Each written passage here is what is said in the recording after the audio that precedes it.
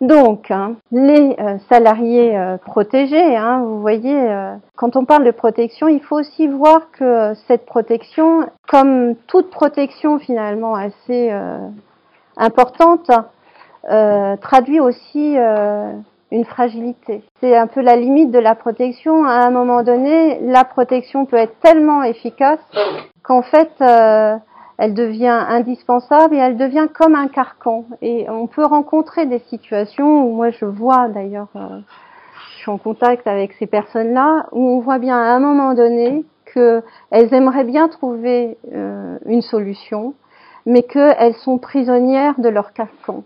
Parce qu'évidemment, surtout quand il y a des syndicats, des délégués du personnel, que certains sont très zélés, c'est souvent avec les meilleures intentions parfois qu'on peut produire les pires effets, d'une part, et puis aussi c'est une voie d'instrumentalisation de la même façon que quand les entreprises nous envoient leurs salariés qui vont mal, on sait qu'on doit gérer cette contrainte et qu'on peut être soi-même instrumentalisé, donc il faut trouver toujours des postures pour faire en sorte que le carcan ne se consolide pas encore plus, mais au contraire pour mettre des failles. Et donc souvent ça c'est difficile à prendre en compte, mais on oublie surtout que la protection est aussi quelque chose qui est limitant pour la personne qui est très protégée. Donc là, on est dans le cadre d'un conflit qui implique une personnalité intimidante. On a différentes figures.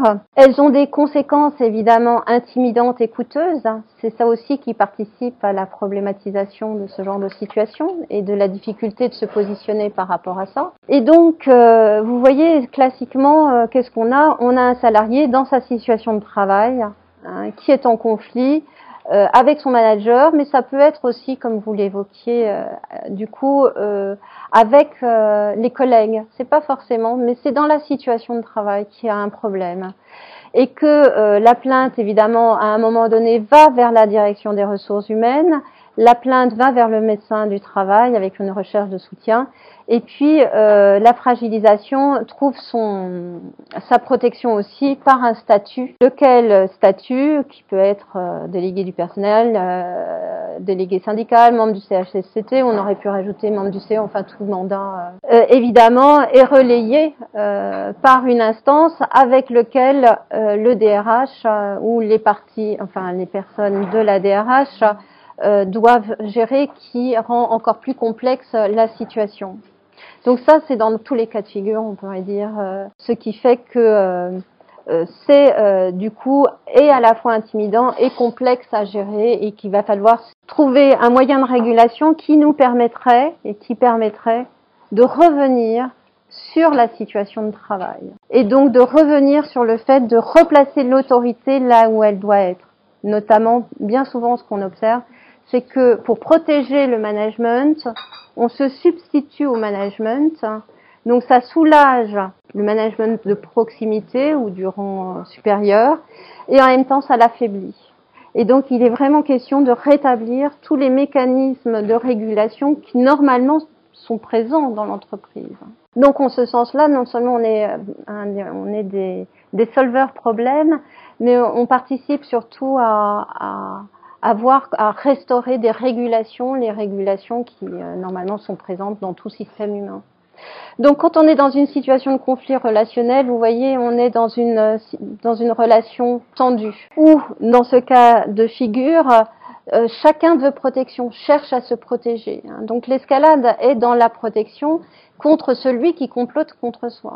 On est dans ce cas de figure, et quand on cherche protection, on montre sa fragilité. Et la question qui découle du fait qu'on montre sa fragilité, c'est est-ce que on admet qu'on est fragile? Si on n'admet pas qu'on est fragile, vous voyez, l'enjeu va être de devenir plus fort que l'autre, pour pas, d'une certaine façon, perdre la face dans sa fragilité.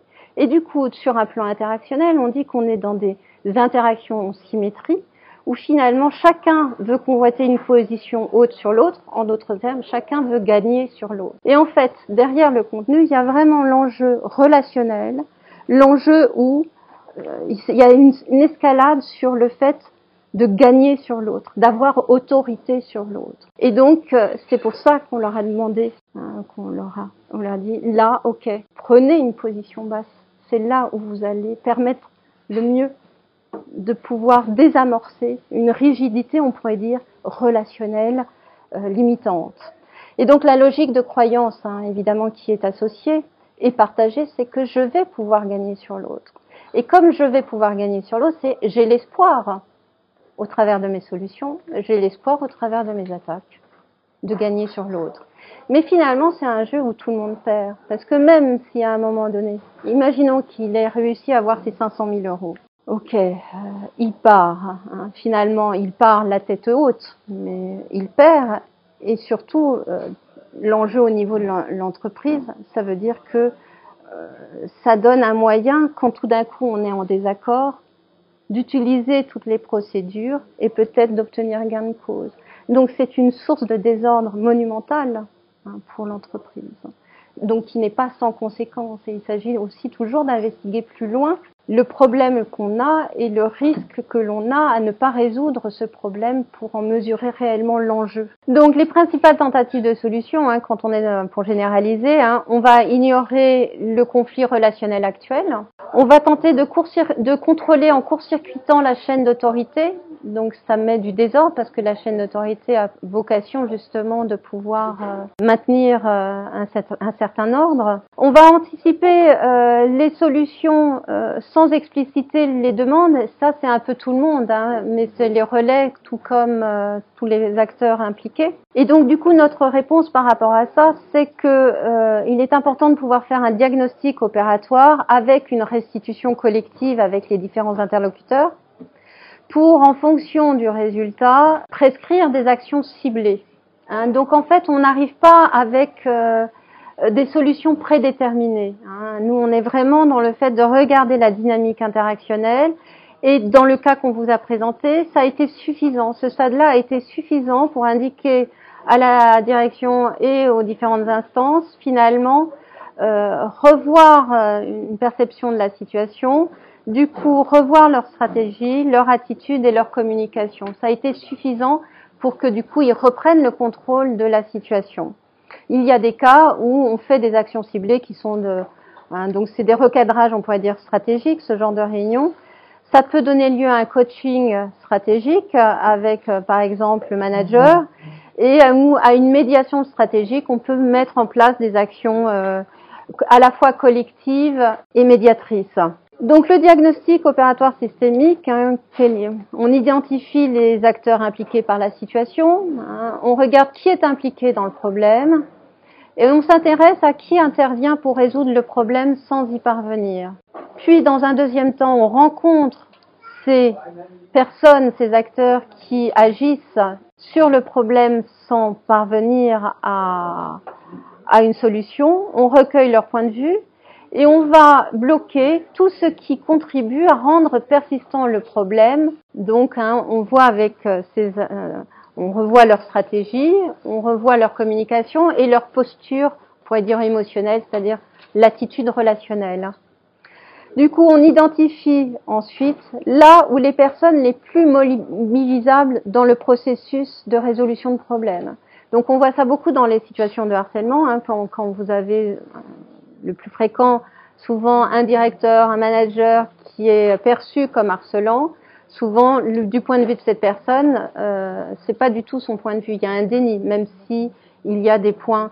Donc, on va dire, écoutez, hein, bien sûr que la solution idéale serait qu'il change, mais comme la personne, elle est dans le déni, plus vous allez vouloir agir directement sur cette personne, plus vous allez la faire monter en crise. Donc peut-être temporairement, elle va faire attention parce qu'elle se sent remise en cause, mais on règle pas le problème. Donc qui se plaint du problème, à qui ça pose un problème, et on va agir pour justement désamorcer les relations et réguler les relations. Donc notre diagnostic, il est systémique, hein, c'est qu'il prend en compte la globalité de la situation pour concevoir des actions ciblées qui permettront de simplifier la complexité sans la dénaturer. Hein. Donc ça, nous, on n'est pas là pour faire la révolution dans les entreprises. Hein. Il y a son système de fonctionnement et c'est plutôt des solutions tout d'un coup qui qui rendent complexe la situation. Donc ça dit qu'on va rencontrer tous ces interlocuteurs impliqués et concernés par la situation.